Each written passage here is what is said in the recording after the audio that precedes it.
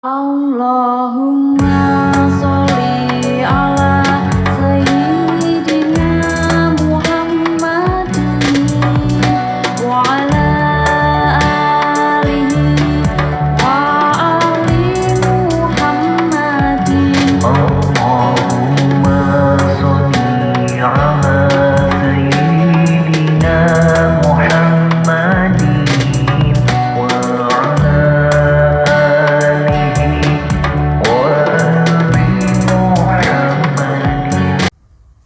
Assalamualaikum warahmatullahi wabarakatuh.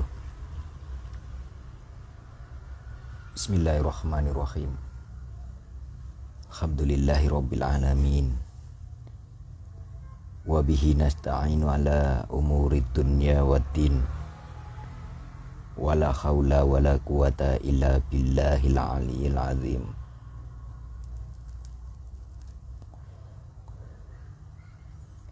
Allahumma sholli ala sayyidina Muhammadin wa ala alihi wa ahli Muhammadin.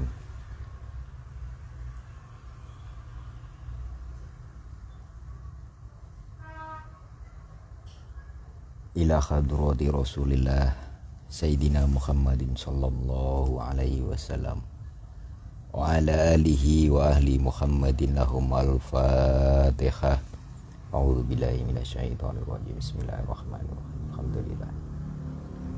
Iyyaka na'budu wa iyyaka nasta'in. Ihdinas siratal ladzina ghairil maghdubi 'alaihim waladdallin. Ila hadrati Syekh Bahauddin Aksabani, Syekh Abdul Qadir Al-Jilani, Syekh Abil Hasan As-Sazili, Syekh Ahmad Khatib Syambas, Syekh Ibnu Athaillah Sakandari, wa ahlihim lahum al-fatihah. A'udzu billahi minasyaitonir rajim. Bismillahirrahmanirrahim. Alhamdulillah. Shiratal ladzina an'amta 'alaihim ghairil maghdubi 'alaihim waladdallin. Ila hadrati Syekhina wa murabbi ruhina Sohibul sholawat kuning billah wa ahlihim lahum al-fatihah. A'udzu billahi minasyaitonir rajim. Bismillahirrahmanirrahim. Alhamdulillah. Iyyaka na'budu wa iyyaka nasta'in. Ihdinas siratal mustaqim. Siratal ladzina an'amta ila hadrati kulli jama'atin sholawat kuning billah al ahya minhum wal amwat wa ahlihim lahum al fatihah. A'udzu billahi minasyaitonir rajim. Bismillahirrahmanirrahim. Alhamdulillah arrahmanir rahim maliki yaumiddin. Iyyaka na'budu wa iyyaka nasta'in. Ihdinas siratal waladdallin.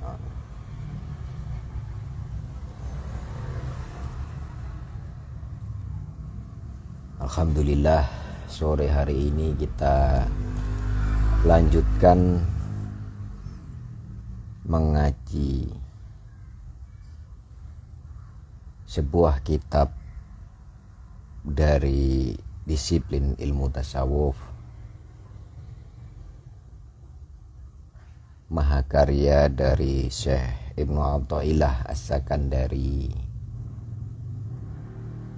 yaitu kitab Al-Hikam.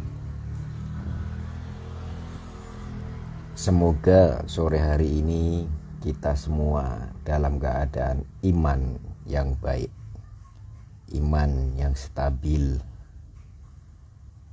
sehingga kualitas kehambaan kita terjaga dan tetap menjadi pribadi yang bermanfaat bagi sesama.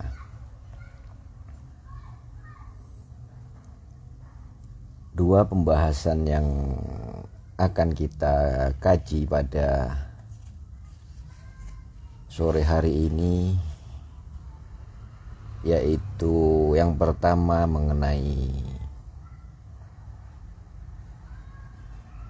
kriteria orang yang pantas kita jadikan sahabat atau teman. Yang kedua mengenai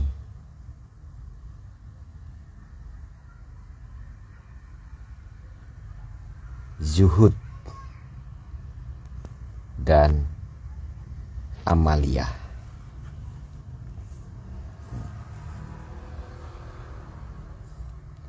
Bismillahirrahmanirrahim.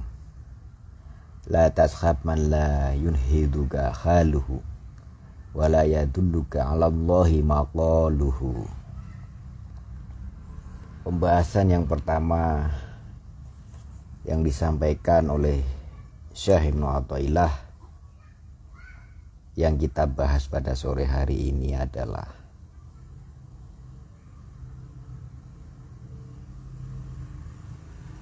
jangan berteman dengan orang yang keadaannya tidak membuatmu bersemangat dan ucapannya tidak membimbingmu ke jalan Allah.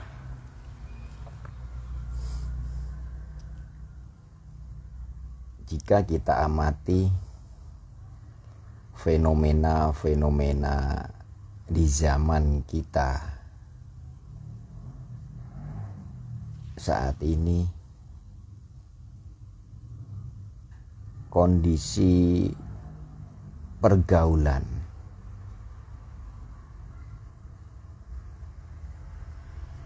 yang ditampilkan dalam media-media sosial sungguh membuat hati kita miris.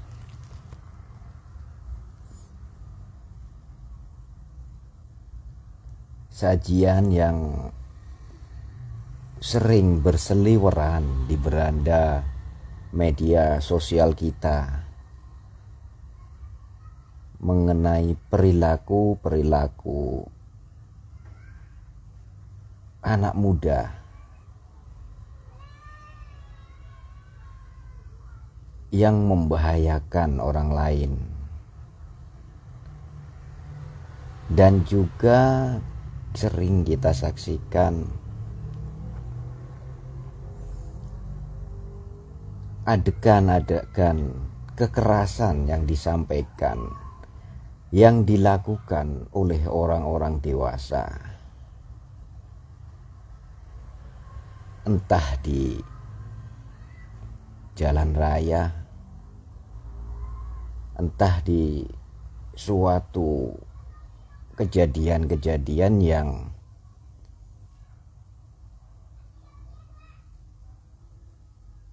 sangat tidak patut untuk dilihat oleh siapapun.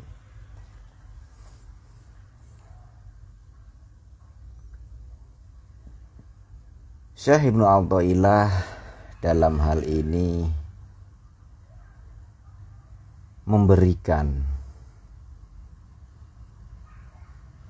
sebuah pandangan bagaimana sebaiknya kita memilih teman, memilih sahabat,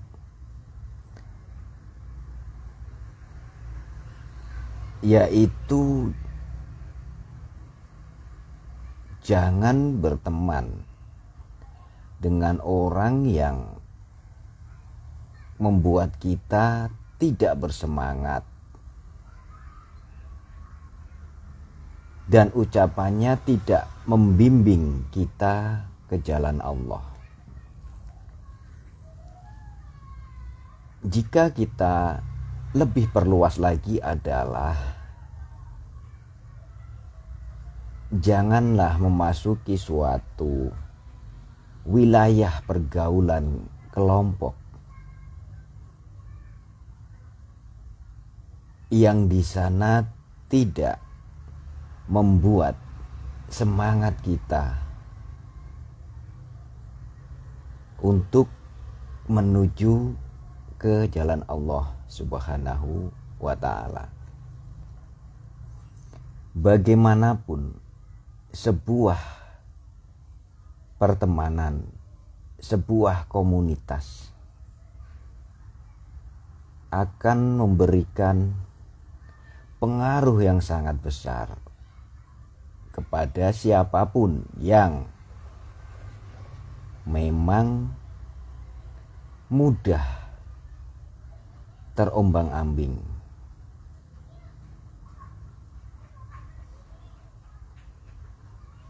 oleh suatu keadaan yang berubah-ubah.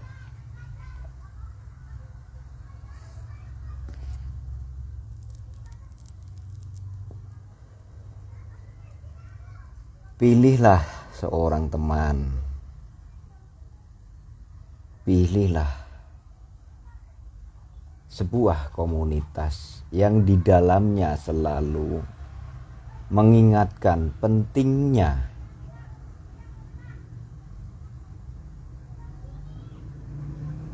memahami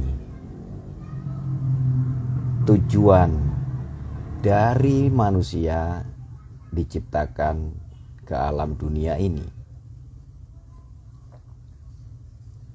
Tiada lain dan tiada bukan bahwa tujuan penciptaan manusia adalah untuk mengabdi semata-mata kepada Allah Subhanahu wa ta'ala.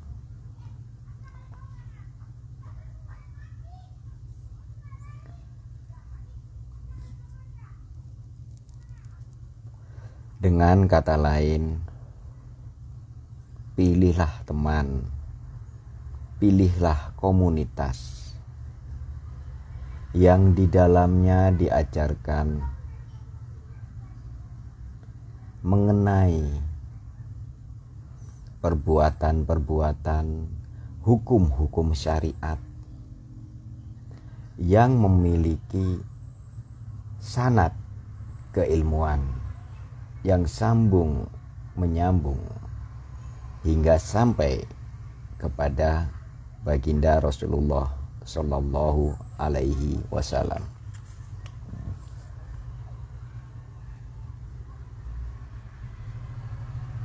Dalam suatu kesempatan saya mendapatkan tamu beberapa pemuda. Mereka datang menemui saya sekitar jam 10 malam dan selesai menjelang azan subuh. Salah satu dari pemuda itu bertanya kepada saya, apakah benar pertemanan itu memiliki pengaruh yang sangat besar atas kepribadian kita? Dan apakah benar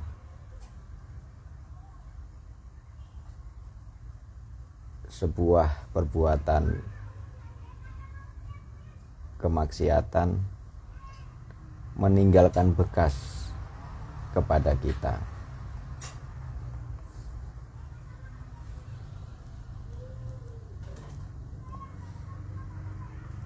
Waktu itu saya tidak menjawab dengan teori-teori yang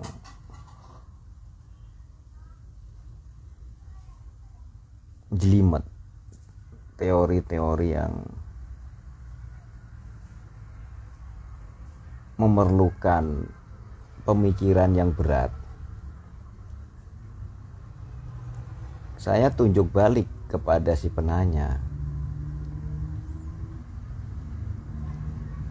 Saya tanya ke dia, bukankah dulu kamu ketika masih SD, masih SMP,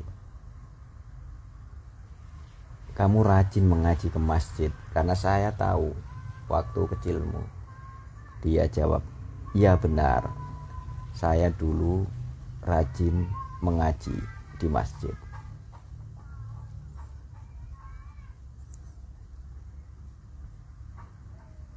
bukankah ketika kamu sedang dalam kondisi aktif mengaji di masjid pada usiamu yang belia itu, dirimu jauh dari minuman keras dan sejenisnya? Dia pun menjawab, iya, benar.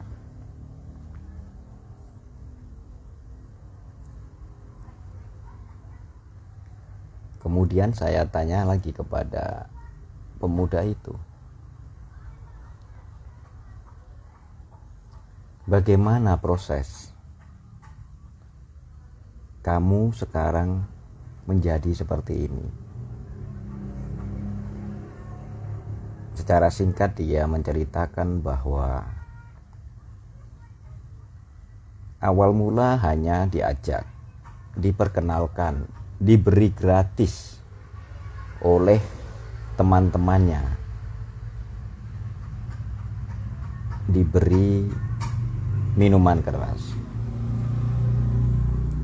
Awal mula dia bisa menolak, 2 kali bisa menolak, 3 kali bisa menolak. Lambat laun akhirnya dia mencicipi. Setelah mencicipi, mengetahui rasanya, lambat laun dia ketagihan minuman keras.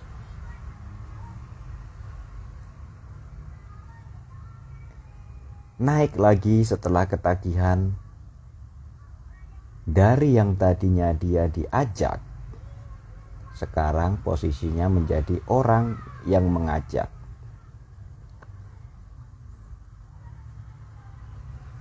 Dari kisahnya itu lalu saya berikan sebuah pemahaman bahwa sebuah kemaksiatan yang dilakukan itu akan meninggalkan noda-noda hitam di dalam hati manusia, sehingga menutupi cahaya hati itu dalam memberikan respon akan hal yang positif, akan hal yang negatif.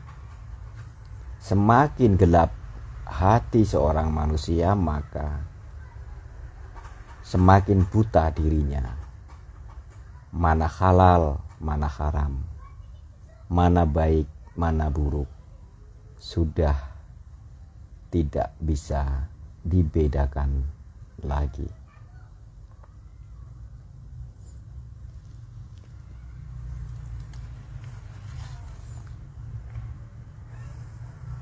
Kita lanjutkan ke pembahasan yang kedua, yaitu mengenai zuhud dan amal.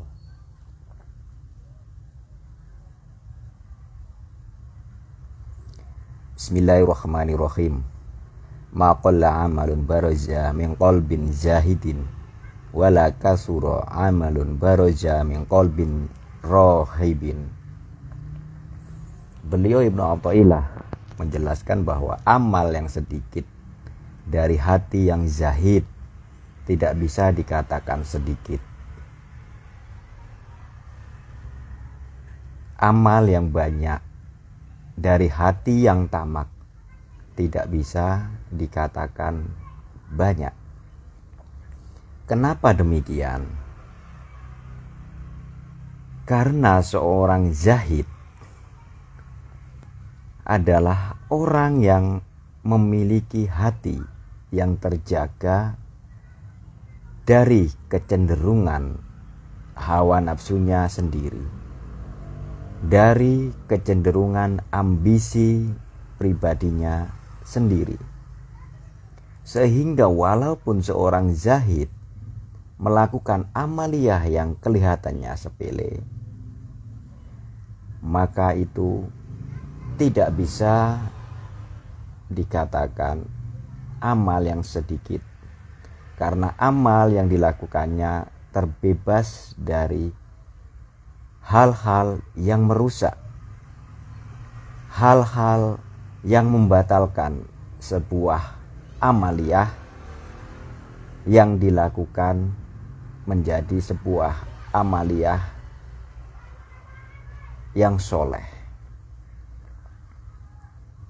Pun demikian, ketika seorang manusia yang hatinya tamak seolah-olah melakukan perbuatan amaliyah yang begitu banyak, yang begitu wah, yang begitu menghebohkan, tidak bisa dikatakan sebagai amaliyah yang banyak. Mengapa demikian? Karena seorang yang hatinya tamak akan melakukan suatu kebaikan, akan melakukan suatu ibadah yang mulia untuk tujuan mendapatkan kembalian yang lebih banyak dari apa yang dia lakukan, dari apa yang dia berikan. Bil makna ada modus-modus tertentu. Saya kira untuk hal ini tidak perlu diberikan contoh karena bisa kita saksikan secara mudah dan banyak di mana-mana. Sekian kajian pada sore hari ini. Semoga ada manfaatnya. Selamat beraktivitas, selamat bermanfaat. Khususnya bagi jamaah Ar-Raudhah 12, Majelis Muhasabah Sholawat Kuning Billah, dimanapun berada, baik yang di Indonesia maupun yang tersebar di beberapa negara di luar negeri, dan bagi kaum muslimin pada umumnya. Allahumma sholli ala Sayyidina Muhammadin wa ala alihi wa ahli Muhammadin. Allahumma sholli ala Sayyidina Muhammadin wa ala alihi wa ahli Muhammadin. Allahumma sholli ala Sayyidina Muhammadin wa ala alihi wa ahli Muhammadin. Allahumma salimna qalbahu wa salaka biqalbin salim. La ilaha illa anta subhanaka inni kuntu minadh dhalimin. Allahumma sholli ala Assalamualaikum Sayyidina